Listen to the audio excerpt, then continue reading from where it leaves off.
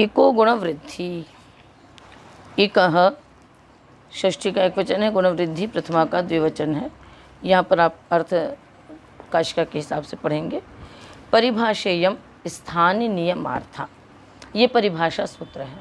पहले बता दिया था संज्ञात्वेन अधिक्रियते, यानी वो संज्ञा सूत्र था, और ये क्या है, परिभाषा सूत्र है। किस लिए? स्थानीय नियमार्था, स्थानीय के नियम के लिए। परिभाषा सूत्र नियम करने वाले होते हैं, निर्णय करने वाले होते हैं। तो कहीं पर स्थानीय का नियम करते हैं, कहीं पर आदेश का नियम करते हैं, कहीं किसी चीज़ का करते हैं। तो ये परिभाषा किसके लिए को गुण वृद्धि? स्थानीय के नियम के लिए है ना। स्थानीनः नियमः अर्थः प्रयोजनम यस्या सा स्थानीय नियमार्था। स्थानीय का नियम करना प्रयोजन है जिसका। अर्थ का अर्थ क्या है यहाँ पर? प्रयोजन। ठीक है। दूसरा आप इसका समास भी कर सकते हो, स्थानीय नियमः इति स्थानीय नियमः। स्थानीय नियमः स्थानीय नियमः सप्तमी तत्पुरुष। स्थानीय नियमः अर्थः प्रयोजनम यस्याः सा स्थानीय नियमार्था। यानी स्थानीय में नियम करने के लिए कि कहाँ पर वृद्धि हो। स्थानीय वही होगा ना जिसके स्थान पे आदेश होता है। तो स्थानम अस्यास्ति स्थानीय, और स्थानीय में नियम करता है ये। चलिए, जैसे क्या नियम किया उसने कि एक स्थानीय रहेगा, है ना, उसे गुण अथवा वृद्धि होती है। अनियम प्रसंगे नियमः विधीयते। जहाँ जहाँ पर अनियम का प्रसंग होगा, जहाँ नहीं है वहाँ ये परिभाषा नहीं लगेगी। जैसे अचोनिति में अनियम नहीं है, तद्धितेषु चामादेह में अनियम नहीं है। वहाँ पर बताया हुआ है कि अजंत अंग को ही वृद्धि होगी, उपधा अकार को वृद्धि होगी, आदि अच को वृद्धि होगी। आदि अच चाहे इक हो या ना हो, आ होगा तो भी वृद्धि होगी, ई होगा तो भी वृद्धि होगी, ए होगा तो भी वृद्धि होगी। जबकि जो ए है वो इक नहीं है, पुनरपि आदि अच को वृद्धि हो जाएगी। तो जहाँ जहाँ पर अनियम का प्रसंग नहीं है, जहाँ पर स्थानीय का निर्देश स्पष्ट रूप से कर दिया गया है, वहाँ पर स्थानीय के नियम की आवश्यकता नहीं है, वहाँ पर अनियम का प्रसंग नहीं है। इस कारण से अनियम प्रसंगे, जहाँ पर अनियम होगा, जहाँ पर अनियम का प्रसंग होगा, वहीं के लिए नियमः विधीयते, ये नियम किया जाता है। ठीक है। अब दो बातें हो गई। अब तीसरी बात कहते हैं, वृद्धि गुणौ स्वसंज्ञया शिष्यमाणौ इकः एव स्थाने वेदितव्यौ। कहते हैं कि स्वसंज्ञया शिष्यमाणौ, जहाँ पर गुण और वृद्धि इस अपनी संज्ञा के द्वारा जहाँ पर गुण वृद्धि का विधान होगा। सर्वत्र ये सूत्र नहीं लगेगा। कहाँ पर लगेगा कि वृद्धि और गुण होते हुए भी, जैसे आपने कहा कि तद्भावित अतद्भावित दोनों की वृद्धि गुण संज्ञाएँ होती हैं, किंतु इस सूत्र की प्रवृत्ति कहाँ पर होगी?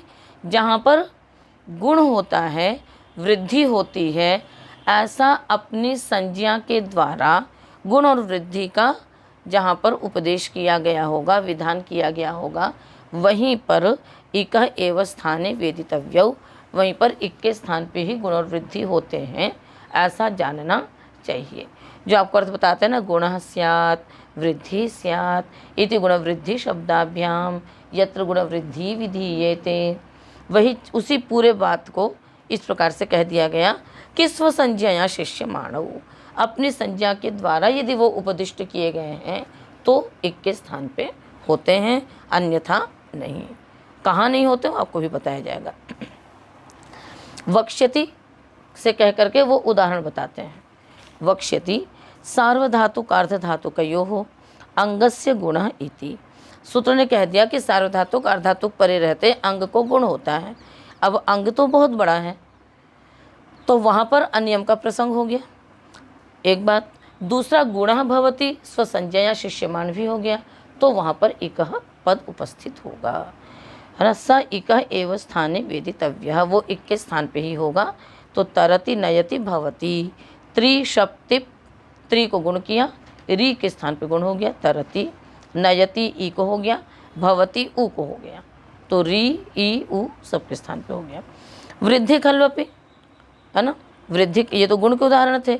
वृद्धि का देखिए, अकार्षित, आहार्षित, अचैषित, अनैषित, अलावित, अस्तावित, सन सब जगह सिच वृद्धि प्रश्नपदेशु वदव्रज हलंतस्याच इत्यादि सूत्रों से वृद्धि होती है।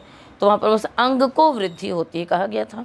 अब अंग तो बहुत बड़ा है, तो कहाँ वृद्धि करें, वहाँ पर अनियम का प्रसंग हो गया, स्थानीय का कोई नियम नहीं किया गया था, तो वहाँ पर इका पद उपस्थित होकर के इका एव स्थाने भवति। कहते गुण वृद्धि स्वसंज्ञया विधीयेते तत्र इका इति एतद उपस्थितम द्रष्टव्यम। कहते हैं यत्र, जहाँ पर गुण और वृद्धि स्वसंज्ञया विधीयेते, स्वसंज्ञा यानी गुण और वृद्धि शब्दों के द्वारा विधान किया जाएगा, वहाँ इका ऐसा पद उपस्थित देखना चाहिए। ठीक है ना, कार्यकाल परिभाषा में यही होता है कि जो पद होता है परिभाषा का सूत्र होगा वो विधि सूत्रों के पास उपस्थित होता है। तो कहते हैं किम कृतम भवति, कहते हैं इससे क्या होता है कि वो पद वहाँ जाकर के उपस्थित हो जाता है। ऐसा भी तो संभव था कि आप उसको वहाँ उपस्थित नहीं करते, बस हाँ भाई गुण वृद्धि होनी है, कहाँ पर हो, इक के स्थान पे हो जाए, किंतु विधि सूत्र में इका यह पद उपस्थित हो जाए, इससे क्या लाभ होगा, किम कृतम भवति, उससे क्या प्रयोजन सिद्ध होता है, क्या लाभ होता है। तो कहते हैं द्वितीयया षष्ठी प्रादुर्भाव्यते, दो षष्ठी वहाँ पर हो जाती है, एक तो अंगस्य की षष्ठी होती है, ठीक है, और दूसरी इका ये षष्ठी होती है, दो षष्ठी हो गई। अब जहाँ पर दो षष्ठी हो जाएंगी या कोई भी एक विभक्त्यंत दो पद होंगे तो उनमें से एक विशेषण होता है और एक विशेष्य होता है, एक विशेषण होता है और एक विशेष्य होता है, ठीक है। कहते हैं और फिर उसमें लाभ क्या होता है, ये बात अभी इसमें आपको नहीं बताई गई है कि जब दो पद आपने कर दिए तो एक विशेषण होगा एक विशेष्य होगा, और विशेषण और विशेष्य में कामचार होता है। कामचार मतलब आपकी इच्छा पर है कि कहाँ पर आप किसको विशेषण बनाएंगे, कहाँ पर आप किसको विशेष्य बनाएंगे। जो भी विशेष विशेषण होते हैं, जब जिस समय जिसको विशेष्य बनाना होगा आप उसको विशेष्य बना सकती हैं। जैसे हम लोग बोलते हैं कि काला घोड़ा, ठीक है ना, तो उस समय घोड़ा विशेष्य है और काला विशेषण है, काले ने घोड़े को विशेषित किया। अब क्या है कि बहुत सारी काली वस्तुएं हैं, घोड़ा काला, तब क्या हो गया, काला विशेष हो जाता है और घोड़ा विशेषण हो जाता है। तो विशेष दो बातें ध्यान रखनी है कि जहाँ पर दो पद एक ही विभक्ति वाले होंगे उनमें से एक विशेषण होगा और एक विशेष्य होगा। यदि तीन चार हैं तो भी एक विशेष्य होगा, शेष उसके विशेषण होंगे। एक बात। दूसरी बात कि विशेषण विशेष्ययोः कामचारः, विशेषण और विशेष्य में कामचार होता है। कामचार का मतलब आपकी इच्छा पर है कि कहाँ पर किसको जैसी आवश्यकता होती है उसके अनुसार कहीं पर कोई विशेषण बनता है, कहीं पर कोई विशेष्य बनता है। इतनी बात समझ में आ गई। अब इस सूत्र से संबंध में समझिए इसको।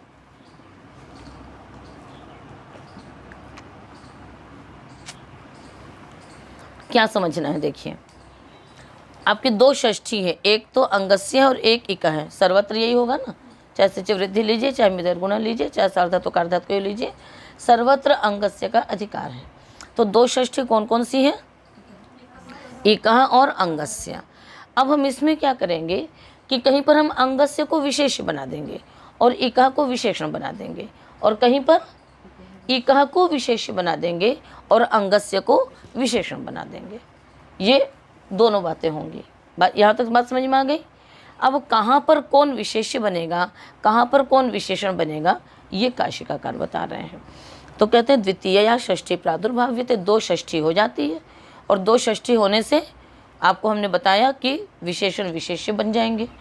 कहते मीदी मृजी पुगंत लघुपद रिच्छि दृशि क्षिप्र क्षुद्रेषु अंगेन इक विशेष्यते, इन सब में अंग विशेषण बन जाएगा और एक विशेष्य बन जाएगा। अंगेन इक विशेष्यते, इक विशेष्यते कहा गया, यानी इक क्या हो जाएगा, विशेष्य बन जाएगा और अंग क्या हो जाएगा, विशेषण हो जाएगा। बात समझ में आया? अंग क्या बनेगा, विशेषण, और इक क्या बनेगा, विशेष्य। अब उससे लाभ क्या होगा, आप क्या अर्थ करेंगे सूत्र का, मिद अंग के इक को, मिद अंग के इक को, मृज अंग के इक को, पुगंत तथा लघुपद अंग के इक को, ऋक्ष के इक को, दृश्य के इक को, क्षिप्र के, क्षिप्र क्षुद्र क्या आपका ये स्थूल दूर युवा ह्रस्व क्षिप्र क्षुद्राणाम, हाँ, क्षुद्रेषु अंगेन, अंग के द्वारा एक विशेषित हो गया। तो मिद अंग के इक को गुण अथवा वृद्धि होगी। ठीक है, यहाँ पर क्या बना, अंग विशेषण और एक विशेष्य बना। बात समझ में आ गई? आगे जुसी सार्वधातुकादि गुणेषु, जुसी च और सार्वधातुक अर्धधातुकयो हो, सिच वृद्धि परस्मैपदेषु आदि से ले लेंगे। इन सब में इका अंगम विशेष्यते, इन सब में एक विशेषण बनेगा और अंग विशेष्य बनेगा। कैसे? जो विशेषण होगा उसमें तदंत विधि होती है, जो विशेषण होता है उसमें तदंत विधि होती है। हम क्या अर्थ करते हैं, इगंत अंग को। तो इगंत क्या हो गया यहाँ पर, विशेषण। आप अपने दिमाग में इसको बैठाने के लिए आप इस तरह से भी कर सकते हो कि जहाँ पर एक उपधा में है, जहाँ पर एक उपधा में है वहाँ पर एक विशेष्य बनेगा, अंग विशेषण बनेगा, और जहाँ पर एक अंत में है वहाँ पर एक विशेष्य बन जाएगा और अंग नहीं, एक विशेषण बन जाएगा और अंग विशेष्य बन जाएगा। उसी तरह से हम लोग अर्थ कर रहे हैं, है ना। जो विशेष्य होगा जिस पे ज़्यादा जोर है कि मिद अंग के इक को, तो यहाँ पर अंग विशेषण है और एक क्या है, विशेष्य है। और इगंत अंग को यहाँ पर क्या है, अंग विशेष्य है और एक विशेषण है। बात समझ में आ गई? तो ये दो षष्ठी हुई, दो षष्ठी होने पर ये कामचार हो गया कि कौन विशेषण बनेगा कौन विशेष्य बनेगा। अब आप सोचो यदि वहाँ पर यदि आप एक को विशेषण बना देते तो उसमें तदंत विधि करनी पड़ती, तब क्या अर्थ होता है, मिद है ना, इगंत मिद अंग को, तो क्या संभव है, नहीं संभव है। तो इसलिए वहाँ पर अंग विशेषण बना, एक विशेष्य बना, और इसमें एक विशेषण बन गया और अंग विशेष्य बन गया। यहाँ पर अंग की वो हो गई कि इगंत अंग को, कैसा अंग, इगंत अंग, ठीक है ना, कैसा एक अंग का एक, है ना, उसको हो जाएगा। दोनों में बात समझ में आ गई आपको? अभी भाइयों जुसीचा का उदाहरण है, ठीक है ना। मेद्यते जुसी सार्वधातुकादि गुणेषु इका अंगम विशेष्यते, ठीक है ना। मेद्यते यहाँ पर नहीं होना चाहिए,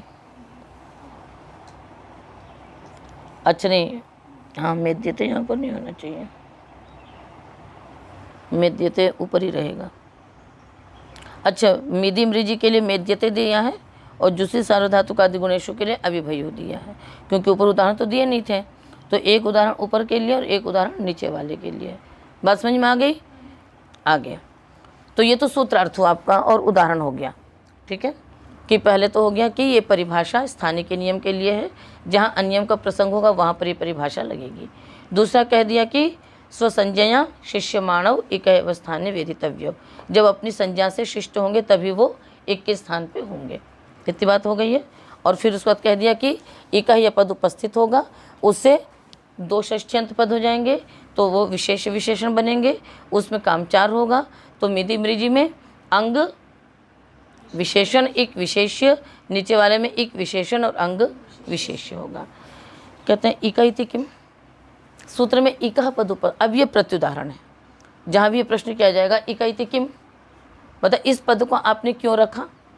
यदि इका पद उपस्थित नहीं करते तो सूत्र का अर्थ क्या होता, तो उसका तरीका क्या होगा कि जहाँ पर प्रश्न लगाया गया कि इका पद क्यों उपस्थित किया, तो आप उस पद को हटा दीजिए, और उस पद को हटाने के बाद अब सूत्र का अर्थ क्या हो जाएगा कि गुण और वृद्धि होते हैं, गुण और वृद्धि होते हैं, ठीक है। तो अब क्या हो जाता, यदि एक ग्रहण नहीं करते तो आकार के स्थान पे भी, संध्यक्षर के स्थान पे और व्यंजन, आत संध्यक्षर व्यंजनानाम मा भूत, इसमें निशान लगा लीजिए।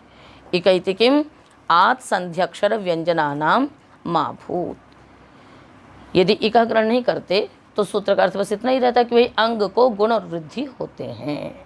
तो आत, उदाहरण देते हैं यानम, या धातु है, लुट प्रत्यय है, या आगे यू के स्थान पे आपने किया अन क्या है, अर्ध धातु के परे रहते अंग को गुण होता है।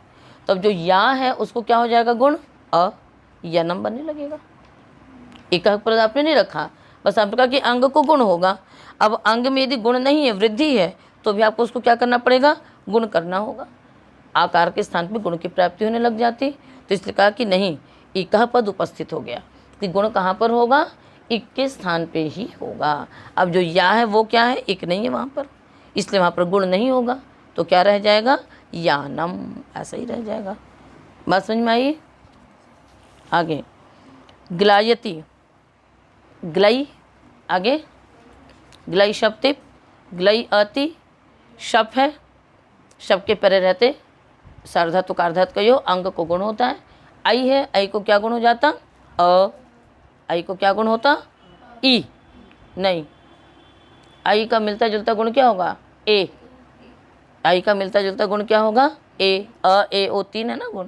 तो ग्लई को क्या गुण हो जाता, ए, तो क्या रूप बनता, ग्ले अति ग्लयति। अब सूत्र का नहीं, इक के स्थान पे ही गुण होगा। तो यहाँ पर ग्लई में इक तो नहीं है, इसलिए गुण नहीं होगा। गुण नहीं होगा तो क्या हो जाएगा, ग्लाई, ग्लई आदेश। उम्भिता, उम्भ धातु है, उम्भ इत्रिच, उम्भ ईत्री, अर्धातु के परे रहते अंग को गुण होता है। भा से मिलता जुलता ओ, भा का स्थान क्या है, ओष्ठ, और ओ का भी स्थान क्या है, ओ दोता कंठ्योष्ठ्य। तो जिनसे स्थानीय से जहाँ जहाँ पर इनका स्थान मिल रहा होगा वहाँ पर भी गुण की प्राप्ति होने लगेगी। तो यानम आत का उदाहरण हो गया, ग्लायति संध्याक्षर का हो गया, और उम्भति व्यंजन का हो गया।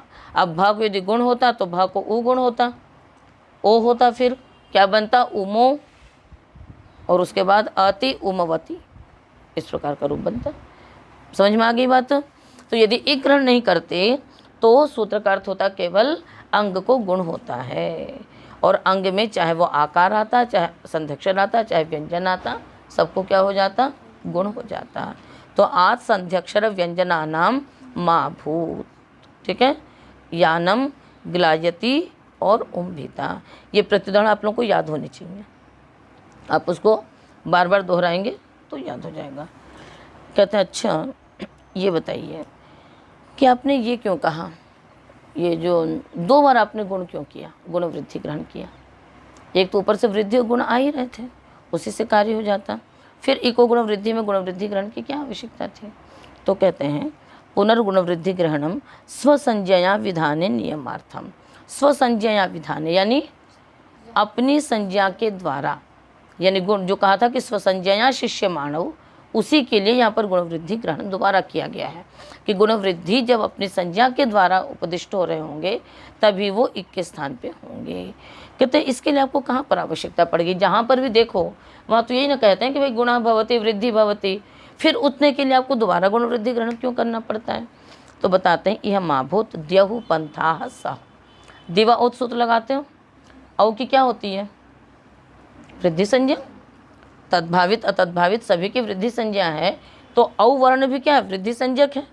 तो अब यदि ये नहीं कहते कि गुण हो जावे वृद्धि हो जावे, ऐसा गुण वृद्धि का नाम लेकर के यदि गुण वृद्धि विधान किए हों वही इक के स्थान पे होते हैं, यदि हम ये स्वसंज्ञया विधान नहीं करेंगे तो क्या होगा, ये भी वृद्धि माना जाएगा, और ये भी वृद्धि होने के कारण से दिव के व को न होकर के किसके स्थान पे होता, ई के स्थान पे होता। नहीं बात समझ में आई, कितनी सूक्ष्मता से सोचना पड़ा पाणिनि मुनि को। देखिए दिव है, अब यहाँ पर हम लोग वा के स्थान पे औ करते हैं, पर यदि औ को देखा है तो वृद्धि संज्ञक है। यदि हम ये नहीं कहते कि गुण और वृद्धि नाम लेकर के यदि गुण वृद्धि हो तो ये किस स्थान पे होते हैं, तो ये भी वृद्धि माना जाएगा, और किसके स्थान पे होता, ई के स्थान पे होता। तो फिर क्या बनता, दी औ व द्यौव, क्या रूप चलता आपका, द्यौव, और ऐसे हम क्या करते हैं, वकार के स्थान पे कर लेते हैं। तो यहाँ पर इको गुण वृद्धि परिभाषा नहीं लगती है। क्यों नहीं लगती है? क्योंकि ये स्वसंज्ञया शिष्यमान नहीं है। और ऐसे देखो पंथा पथि मथि भुक्षा मात आदेश करते हो, आ भी क्या है, वृद्धि है, तो फिर वो भी क्या होने लगता, एक के स्थान पे होता। और हम कहाँ करते हैं, नकार के स्थान पे करते हैं। तो ये स्वसंज्ञा या शिष्यमान नहीं है, इसलिए नहीं होगा। सह यहाँ पर केवल ऐसे बोल दिया, यहाँ पर कोई प्रयोजन नहीं है ना, ये कार्य उदाहरण नहीं है, ये रूप उदाहरण है। दो प्रकार के उदाहरण दिए जाते हैं, एक तो जहाँ पर कार्य में अंतर पड़ेगा और एक जहाँ पर उसके प्रयोग में रहेगा। जैसे आप हलोनंतर संयोग में भी इंद्र इत्यादि के रूप उदाहरण है, ऐसे यहाँ पर भी सह वैसा ही है। इमम में आइए, इमम में क्या होता है, इदम शब्द है। अब यहाँ पर यदि आप तिदादी नाम लगाते हैं तो हम किसके स्थान पे आकार आदेश करते हैं, माँ के स्थान पे, है ना, जबकि आ की तो गुण संज्ञा है। यदि इको गुण वृद्धि स्वसंज्ञा या शिष्यमान नहीं होता तो ई के स्थान पे आ होने लगता, अंग के इक को आकार आदेश होता, तो ई के स्थान पे आ होता, तो क्या रूप बनता, अमम। बात समझ में आ गई। इस प्रकार के और भी कई सारे हो सकते हैं आपके, कि जो गुण और वृद्धि संज्ञक हैं, आकार मतलब अ ए ओ और आ आई औ, किंतु वो संज्ञा शिष्यमान नहीं है, इस कारण से वहाँ पर ये परिभाषा नहीं लगती है और वो इक के स्थान पे नहीं होते हैं। बात समझ में आ गई।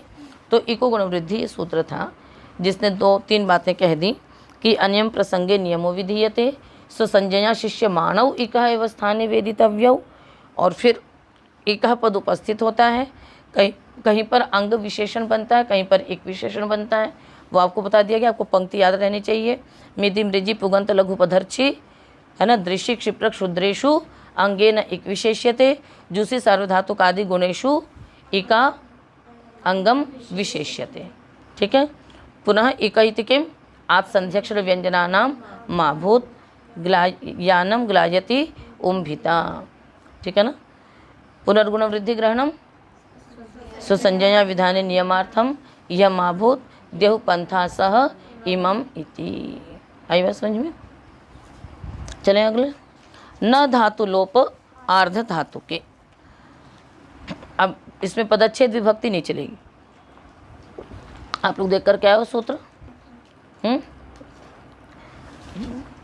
कहते हैं धात्वे का देशो धातु। समास में आपको बताया जाता है धात्वयवो धातु, तो एक देश और अवयव एक ही अर्थ होते हैं। तो धात्वे का देशो धातु, तस्य लोप यस्मिन् आर्ध धातु के तद आर्ध धातुकम। तस्य लोप, तस्य कस्य, धात्वयवस्य, है ना, धात्वे का देशो धातु, और फिर तस्य लोप यानी धातु लोप नहीं अपितु धात्वयवस्य लोप यस्मिन् आर्ध धातु के, जिस आर्ध धातु के परे रहते, तद आर्ध धातुकम, है ना, धातु लोपम, उस आर्ध धातु को क्या कहा जाएगा, मतलब उसको कहेंगे कि धातु के अवयव का लोप हुआ है, जिस आर्ध धातु के परे रहते वो क्या कहलाएगा, धातु लोपम। बहुव्रीहि समास हो गया यहाँ पर। तत्र ये गुण वृद्धि प्राप्नुतः तेन भवतः, ऐसे धातुलोप और धातु के परे रहते जहाँ पर गुण वृद्धि प्राप्त होते हैं वे गुण वृद्धि नहीं होते हैं। उदाहरण है लोलुवः पोपुवः सरीसृपः मरीमृजः।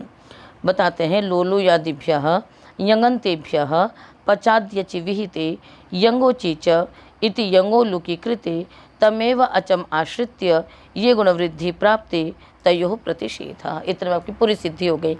लोलु यादि यंगंत, लोलु यंगंत कैसे बनेगा आपको मालूम है ना, यंग संयंगों से द्वित्व, गुणो यंग लुको से गुण, लोलु ये सराद्यंता धात्व से धातु संज्ञा।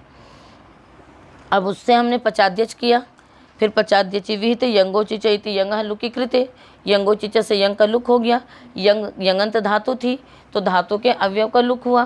पुनः तमेव अचम आश्रित्य, पुनः उसी अच प्रत्यय को मान करके धातु को गुण वृद्धि की प्राप्ति हो रही है, वो नहीं होंगे। आप लोग देख चुके हैं उसमें। वही स्थिति सरीसृपः में, वही स्थिति मरीमृजः में है, और वही लोलुवः पोपुवः में गुण की प्राप्ति है। बात समझ में आ रही है। चलिए, प्राप्ति गुण की कहाँ थी, लोलु, है ना, लोलु आगे अ, उसी अच को मान के यंग का लुक किया, उसी अच को मान के गुण की प्राप्ति है इक के स्थान पे, तो उसका निषेध हो गया। उस पर फिर क्या हो जाता है, वह कहाँ से आ जाता है, सूत्र बोलो। अचिष्णु धातु भ्रुवाम युवोरी अंगु वंगव, तो लोलुआ पोपुआ बन जाते हैं, सिद्धि हो गई। कहते हैं धातु ग्रहणम किम, आपने ऐसा क्यों कहा कि धातु के अवयव का लोप हुआ हो, है ना, मतलब धातु के अवयव का लोप हुआ हो, क्योंकि लोप तो धातु का ही होता है। कहते नहीं, जैसे लुई लविता, है ना, यहाँ पर क्या स्थिति है, लुई, यहाँ पे यहाँ की संज्ञा होती है, तो धातु संज्ञा कितने की होगी, लू की। ये जो अनुबंध है वो धातु संज्ञक नहीं होते हैं, वो तो केवल कार्य विशेष के लिए आते हैं और उनका क्या हो जाता है, फिर इत संज्ञा होकर के उनका लोप हो जाता है। तो ये ध्यान में रखिएगा कि जो अनुबंध हैं वो धातु के अंतर्गत नहीं आएंगे, ठीक है ना। अब शेष बचता है उसका फिर लू, ठीक है, तो वहाँ पर नहीं होगा। तो लविता में क्या हो गया, यदि धातु ग्रहण नहीं करते तो सूत्र का अर्थ क्या होता,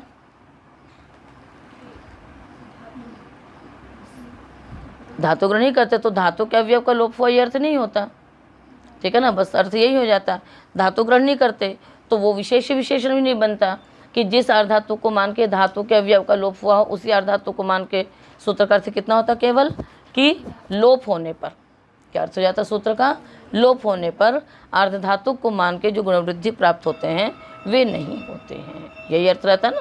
धातु को हटा दीजिए तो क्या अर्थ होता, लोप होने पर है। अब लोप जो है वो अनैमित्तिक भी हो सकता था, तो अब यहाँ पर क्या हो गया, लोई के यहाँ का लोप तो हुआ है और अर्धातु को मान करके गुण की प्राप्ति हो रही है, तो उसका निषेध होने लग जाता है। अब क्या कह दिया, धातु ग्रहण कर दिया, धातु ग्रहण करने पर धातु लोप में समास हुआ।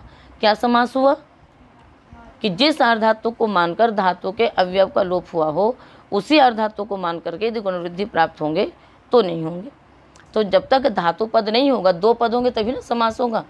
जब धातु पद ही हट गया तो आप बहुव्रीहि समास कहाँ से कर सकते हो, तब तो सूत्र का अर्थ सीधा सीधा होगा कि लोप होने पर अर्धातु को मान के गुणवृद्धि जो प्राप्त है वो नहीं होंगे।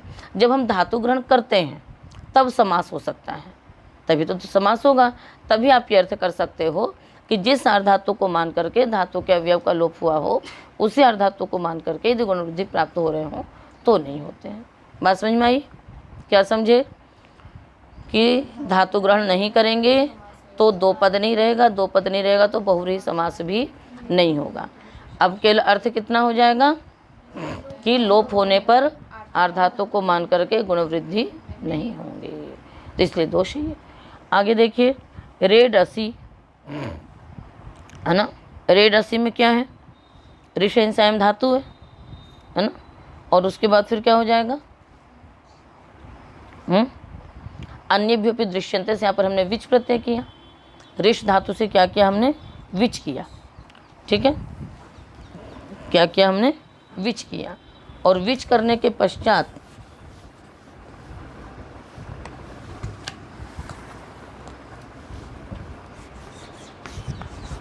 ऋष आगे विच, विच का क्या हो जाता है, सर्वापहरी लोप हो जाता है। अब यहाँ पर ये सब कुछ भी नहीं कहा गया है कि किसके लोप होने पर या क्या करने पर, ठीक है ना। तो यहाँ पर आपने प्रत्यय का लोप कर दिया, लोप होने पर अर्धातु को मान करके गुणवृद्धि नहीं होंगे, तो लोप हो गया प्रत्यय का। और अब अर्धातु को मान करके प्रत्यय लक्षण से यहाँ पर गुण की प्राप्ति हो रही है, उसका निषेध होने लगता।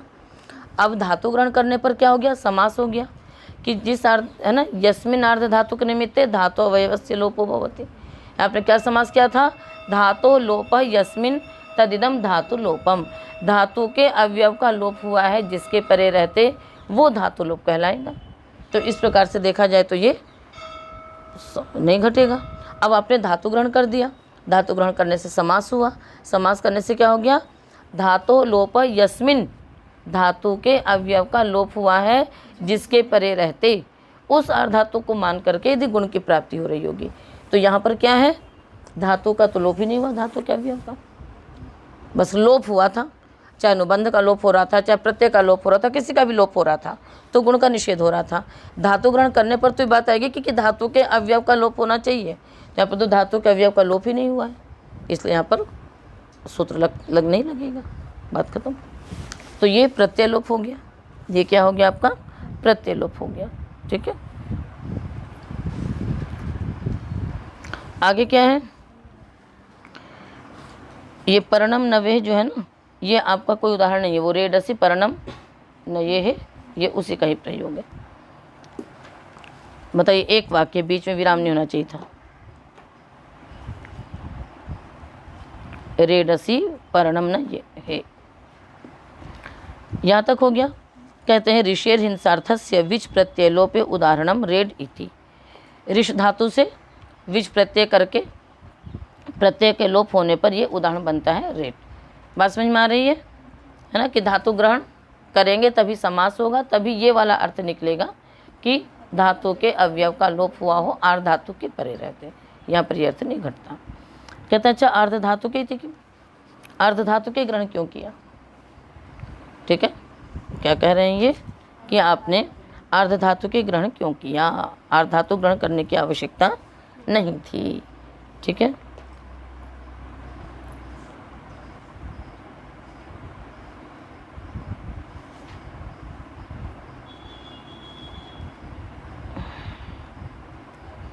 तो कहते हैं कि त्रिधा बद्धो वृषभो रोरवीति सार्वधातु के माभूत। यदि अर्धातु ग्रहण नहीं करते तो क्या अर्थ होता?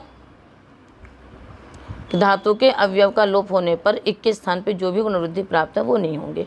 तो मतलब अभी तो हम ये कर लेते हैं भाई, अर्ध धातु ग्रहण किया है तो धातु लोपे उसका विशेषण बनता है ना, कि धातु के अवयव का लोप हुआ है, जिस अर्धातु के परे रहते उसी अर्धातु को मान करके गुणवृद्धि की प्राप्ति होगी तो नहीं होगी। जब आप अर्धातु के ग्रहण नहीं करेंगे तो सूत्र का अर्थ कितना हो जाएगा? धातु के अवयव का लोप होने पर जो भी एक के स्थान पर गुणवृद्धि प्राप्त होते हैं वो नहीं होंगे। ठीक है, तो अब यहाँ पर क्या होगा कि सार्वधातुक परे रहते भी गुणवृद्धि का निषेध होने लगेगा। किसके परे रहते? अब ये वाला वो शर्त खत्म हो गई कि अर्धातुक के परे रहते ही लोप किसी के भी परे रहते हुआ हो, गुणवृद्धि भी किसी के भी, चाहे सार्वधातुक के परे रहते लोप हुआ हो, चाहे अब जैसे रोरुया बना लिया आपने, तो रोरुया आगे क्या हो गया? रोरुया आगे हम क्या करते हैं, उसके आगे एक सूत्र है बहुलम छंदसी, यंगो चीचा बहुलम छंदसी, च लगाया है। अच के परे रहते यंग का लुक होता है, चकार से अनच के परे रहते भी होता है, तो अनच परे है तो भी लुक हो जाएगा, तो यहाँ पर अच परे नहीं तो भी यंग का लुक हो गया। ठीक है, तो रह गया रोरू। अब आगे क्या आएगा? शप आएगा। क्या आएगा? यंग लुंगंत की सिद्धि पढ़ी है, द्वितीय अध्याय में पढ़ी है आपने, सब आपको मालूम है। चरकरित तंच है ना, चरकरित संज्ञा होती है यंग लुंगंत की, और चरकरित तंच दादिगण में पढ़ा हुआ है, इस कारण से शप आएगा, फिर शप का क्या हो जाएगा? लुक हो जाएगा। तो रो रू आगे तिप रह गया, फिर यंगोवा सूत्र है, उससे क्या हो जाता है? ईट आगम हो जाता है, तो रो रू ई ती, यहाँ तक आप आ गए। सूत्र ने आर्धातु के ग्रहण आपने नहीं किया, सूत्र का अर्थ क्या हो गया? धातु के अवयव का लोप होने पर जो भी गुणवृद्धि प्राप्त होंगे वो नहीं होंगे, चाहे वो अर्धातु के परे रहते हो चाहे वो सार्वधातु के परे रहते हो। तो अर्धधातुक में तो निषेध होता ही, किंतु सार्वधातुक में भी निषेध होने लगता। किस में निषेध होने लगता? सार्वधातुक में भी निषेध होने लगता। तो ये सार्वधातुक है, यहाँ पर भी गुण का निषेध होने लगता है, क्योंकि धातु के अवयव का लोप हुआ है। रो रू य धातु के अवयव का लोप हुआ है, यहाँ पर भी क्या होने लग जाता? गुण का निषेध होने लगता। अब सूत्र में कह दिया आर्ध धातु के, कि आर्धातु के परे रहते ही जो गुणवृद्धि प्राप्त होंगे उन्हीं का निषेध होगा, अन्यत्र नहीं होगा। बात समझ में आई नहीं आई? आगे ठीक से विचारना। आगे कहते हैं इका इत्येव, क्या कहते हैं? इका इत्येव। भाई इका जो इत्येव इति किम होगा तो सूत्रस्थ पद होंगे, इत्येव होगा तो ऊपर से अनुवृत्ति, इत्येव होगा तो इका की अनुवृत्ति क्यों ला रहे हैं? आपने अर्थ क्या? इका स्थाने ये गुणवृद्धि प्राप्तः ते न भवतः, इका पद की क्या आवश्यकता थी? ठीक है, तो अभाजी, अभाजी आपका लुंग लकार का रूप है, जहाँ पर आप चिन्ह करती हैं। अट भंज आगे तिप, तिप के स्थान पे नहीं ता आएगा, आत्मनेपद पद का रूप है, और ता के स्थान पे चिन्ह भाव कर्मणों से चिन्ह आ गया। चिन्ह का क्या बचा? ई। भंजेष्ट चिणी सूत्र लगा है ना, चिणी पर था भंजे उपधानकार से लोपो भवती, इसके यकार का लोप हो गया, क्या बच गया? भज ई। ठीक है, अब हमको यहाँ पर अतुपधाय से वृद्धि करनी है। सूत्र ने क्या कहा है? अंग की उपधा आकार को वृद्धि होती है, नियंत्रित प्रत्यय के परे रहते हैं। अब यहाँ पर न धातु लोप अर्ध धातु के लगने लगा। आपने इका की तो अनुवृत्ति रखी नहीं है। सूत्र का अर्थ क्या हो गया कि जिस अर्ध धातु को मान के धातु के अवयव का लोप हुआ हो, उसी अर्ध धातु को मान करके धातु इक के स्थान पे जो गुणवृद्धि प्राप्त होते हैं वो नहीं होते हैं। इधर ध्यान दो, यहाँ पर क्या है, चिण अर्ध धातु को मान करके भंज धातु के अवयव यकार का आपने लोप किया। अब उसी अर्ध धातु को मान करके यहाँ पर क्या हो रहा है, अतोपधाया से इका पद हट गया है। अब इका वाली शर्त नहीं रह गई। बात समझ में आ रही है? जिसके लिए प्रश्न उस पद को हटा दीजिए। तब सूत्र का अर्थ कितना रह गया कि जिस अर्ध धातु को मान करके धातु के अवयव का लोप हुआ, उसी अर्ध धातु को मान करके जो भी गुणवृद्धि प्राप्त होंगे वो नहीं होंगे। इका पद तो रखा नहीं आपने, पूरी शर्त घटनी चाहिए। चिण को मान करके धातु के अवयव यकार का लोप किया, उसी चिण को मान करके आप इको गुणवृद्धि से नहीं अतोपधाया से वृद्धि हो रही है, उसको निषेध होने लग गया। अब सूत्र में आकर के क्या आ गया, उपस्थित हो गया इका। उसने कहा भाई क्या कर रहे हो, कहाँ निषेध कर रहे हो? हमने क्या कहा है, इक के स्थान पे जो गुणवृद्धि प्राप्त होंगे वो नहीं होंगे। ये इक के स्थान पे हो रहा है क्या?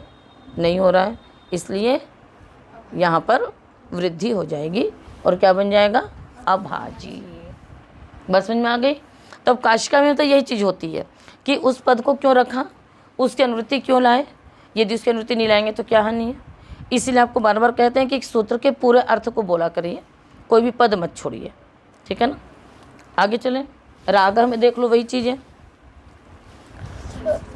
रंज में घय प्रत्यय हुआ, आपने रंजेष्ट से क्या किया, घई च भाव करणयो हो, उपधाई आकार का लोप किया।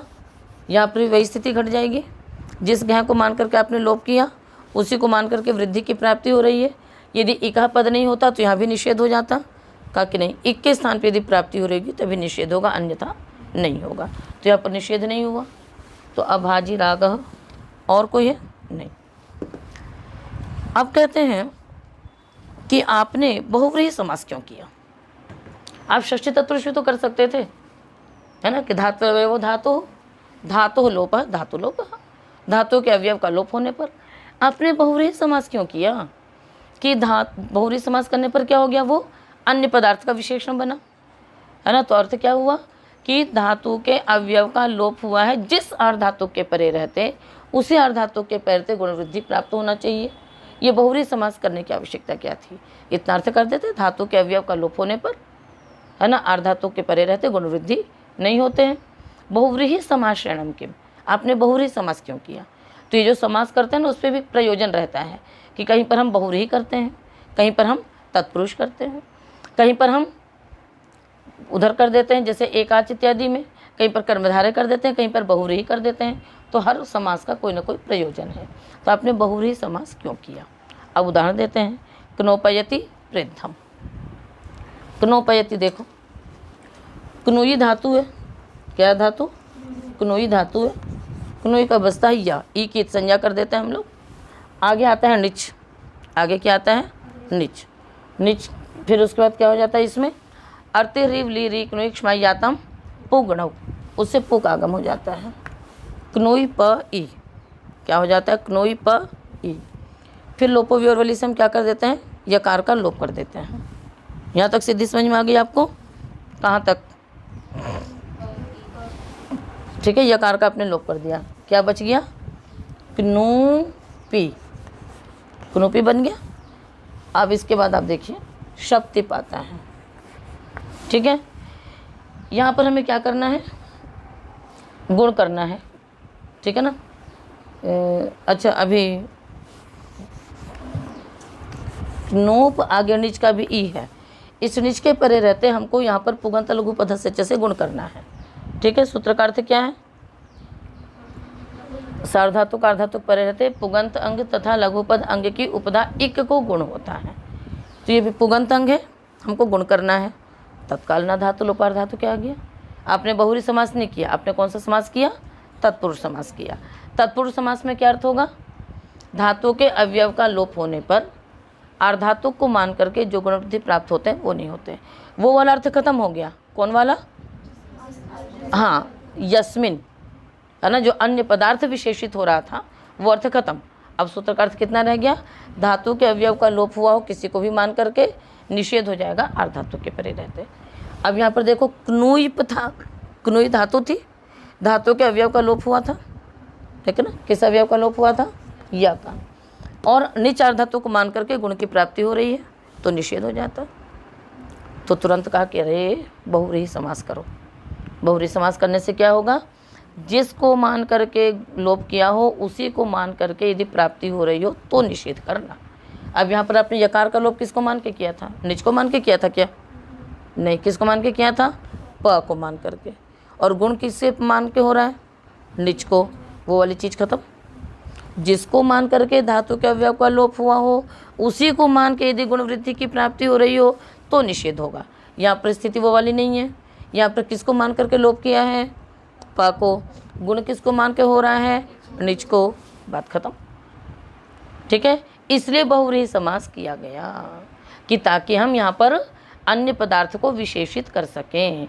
अन्य पदार्थ को कैसे विशेषित किया हमने, धातु के अवयव का लोप हुआ है, जिस आर्ध धातु को मान करके उसी आर्ध धातु को मान के गुण की प्राप्ति होनी चाहिए, तब मैं काम करूँगा, नहीं तो मेरे पास आने की आवश्यकता नहीं है। आप आराम से गुण वृद्धि करो। ठीक है, तो गुण हो गया, क्या बन गया, क्नोपी। अब क्नोपी शब्द क्नोपे अति क्नोपयति बन गया। चलिए, प्रेद्धम पूरा उपसर्ग है, ये इंधि दीप्तो धातु है, उसका बच गया इंध, आगे ता, कित परे रहते है ना, अनिदिता में लोप है, किंगिति से नकार का लोप, इंध ता झषस्त और धोधा। ठीक है, झलाम झषी सब लग करके क्या बन गया आपका, इद्ध। ठीक है, अब हमको लगाना है आद गुणा। क्या लगाना है, आद गुणा।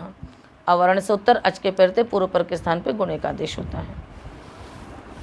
ठीक है, यहाँ पर क्या होगा, न धातु, यदि आप षष्ठी तत्पुरुष मानती हैं तो सूत्र का अर्थ क्या हो गया, धातु के अवयव का लोप होने पर, धातु के अवयव का लोप होने पर आर्ध धातु को मान के गुण वृद्धि प्राप्त होगी तो निषेध होगा। ठीक है ना, तो वो जो दोनों चीज़ें थी वो अपने यहाँ पर समाप्त हो गई। अब यहाँ पर आप कुछ भी कर लीजिए, यहाँ पर आप क्या कर लीजिए, कुछ भी कर सकते हैं। तो अब यहाँ पर स्थिति क्या आएगी कि धातु के अवयव का लोप तो हुआ है नकार का, किंतु जिसको मान करके हुआ है गुण उसको मान के तो नहीं हो रहा है, या तो आद गुणा से गुण हो रहा है, या किसको मान के हो रहा है गुण, आद गुणा से गुण हो रहा है। तो लोप का निमित्त कुछ और है, गुण का निमित्त कुछ और है, इस कारण से यहाँ पर भी निषेध नहीं होगा और गुण होकर के क्या बन जाएगा, प्रेद्धम। बात समझ में आ गई।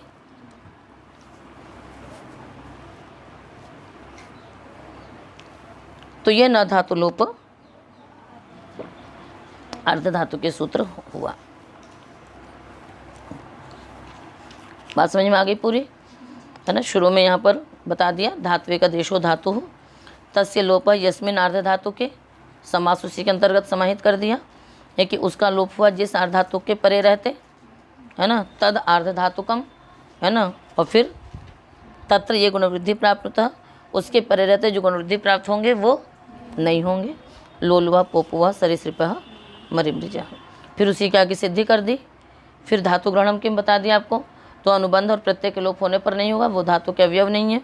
अर्धातु ग्रहण इसलिए किया ताकि सार्वधातुक में ना हो जावे, और वही सार्वधातु के माभूत। इकैतेव एक ग्रहण क्यों किया, ताकि अभाजी राग यानी अतोपधाया इत्यादि सूत्रों से जहाँ वृद्धि की प्राप्ति हुई वहाँ निषेध न हो जावे। और बहुव्रीहि ग्रहण क्यों किया, ताकि जिस अर्धातु के परे रहते धातु के अवयव का लोप हुआ है उसी को ही मान करके यदि गुणवृद्धि की प्राप्ति हुई तभी निषेध करेगा, अन्यथा निषेध नहीं करेगा। तो इस प्रकार से ये प्रत्युदाहरण आप लोगों को स्मरण रहने चाहिए। जैसे प्रथमार्थ में आपको उदाहरण याद रखना आवश्यक है, काशिका में आपको प्रत्युदाहरण भी स्पष्ट होना चाहिए दिमाग में कि यदि सूत्र में ये पद नहीं होता तो क्या दोष आता, यदि इसकी अनुवृत्ति नहीं आती तो क्या दोष आता, ये समास नहीं होता तो क्या दोष होता। ठीक है, यही सारे उसमें प्रति उदाहरण, एक तो हो गया सीधा उदाहरण, एक यदि ऐसा नहीं होता तो क्या होता। ठीक है, तो वो तो सूत्र के उदाहरण नहीं बन रहे हैं। क्यों नहीं बन रही है उदाहरण, क्योंकि उनमें वो शर्तें नहीं घट रही हैं, इसलिए क्या हो गया, ये प्रत्युदाहरण हो गया, उसका विपरीत उदाहरण हो गया ये। तो दो सूत्र आप लोगों ने किए, एको गुण वृद्धि और न धातु लोप अर्ध धातु के। तो आज का पाठ हम इतना ही रखते हैं, शेष कल।